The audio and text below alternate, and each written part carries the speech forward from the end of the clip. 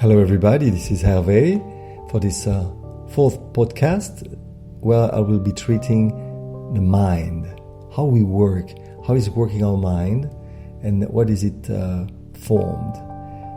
The mind has four big chunks like a pie.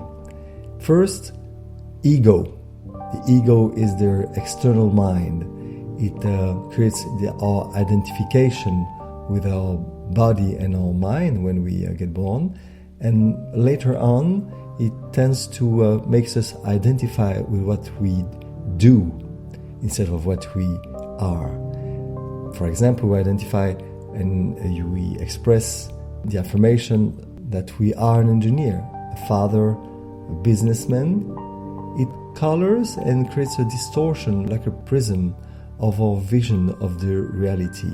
So we don't see what we see has been filtered.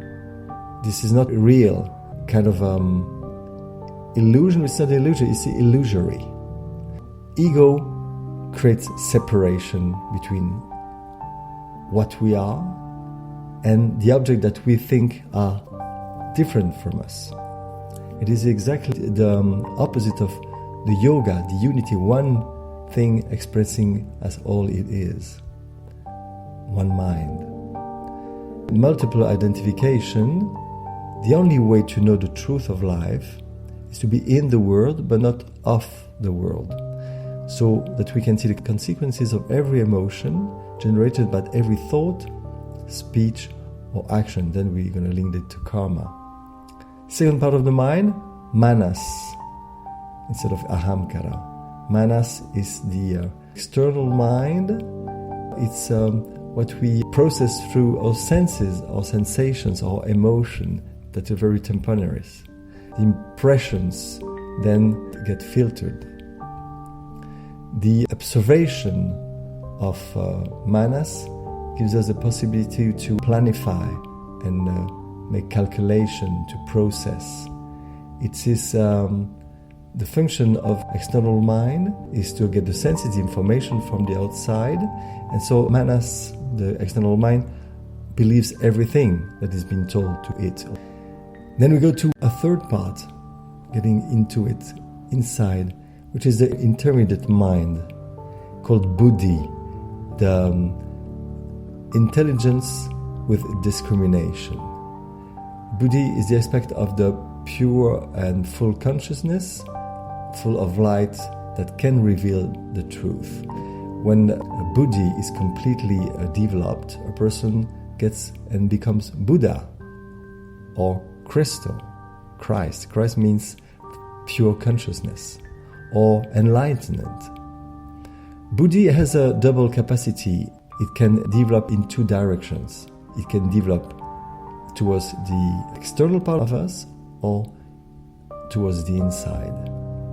If somebody develops a development towards the outside, then it becomes intellectual faculties.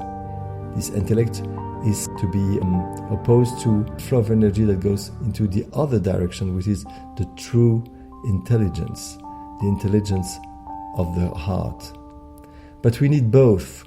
So buddhi has to develop in both sides, but eventually we will need to develop inside, inwardly, to get true intelligence. Intelligence gets to universal ethic that contains all the laws of Dharma. Fourth part, chitta, the internal mind. This is the storage of all impressions and tendencies, the samskaras. It's a big deposit. Everything we do, we say, we hear, we express, or we think, leaves a little mark. It's like when you print a disc. And it provokes the actions, but also the karma. Chitta is the great mind. It's the unconscious, the subconscious, the consciousness of the self and the superconsciousness. It's present in every level of the creation, whether in the animal, vegetal, or mineral realm. And it conserves and it tries the experience of everything. That's the way why karma can develop. So all these little seeds that remains in the ground, expecting for the right condition to grow. Chitta is very connected to the biggest joy and the biggest sufferings that we have memory of, or we don't recognize, we don't remember, but they are there. It goes outside of the senses, but it's pretty linked to the way we can hear, especially how we can hear the sound Aum, the mantras. So let's meditate a little bit about these 4 parts of the mind, recognizing that part of our mind can be eluded by what we think we are true.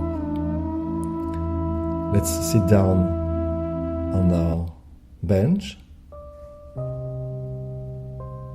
Try to sit upwards, chin low. Okay, put your shoulders a little back and concentrate immediately on the mantra Hong, breathing in,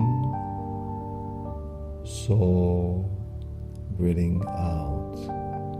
And we can imagine this tube that contains this liquid that goes up, breathing in, that goes down, breathing down.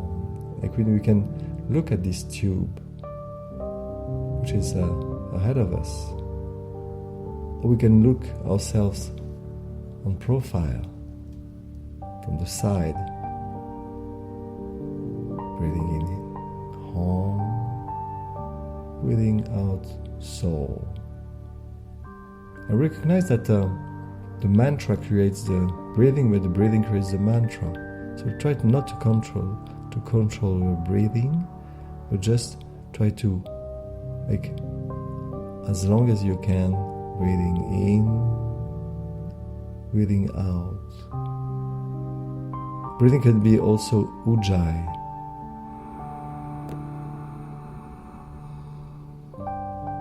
Hong.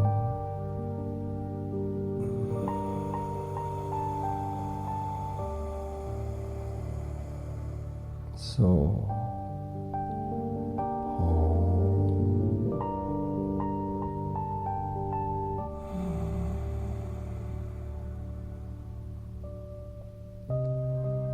and try to concentrate on this mantra. Whenever some physical disturbances or thoughts or external noises might disturb you, get back to concentrate on the mantra. Let go your thoughts. Don't try to refrain your thoughts. Just concentrate. Just be there, present. Hong, So.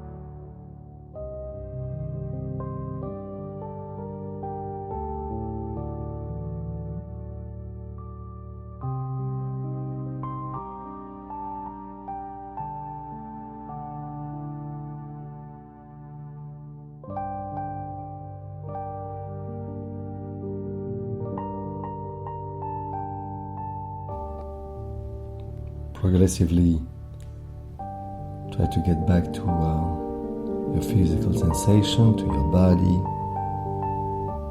and very slightly abandon the mantra. Feel the weight of your body sitting, and when you're ready, open your eyes.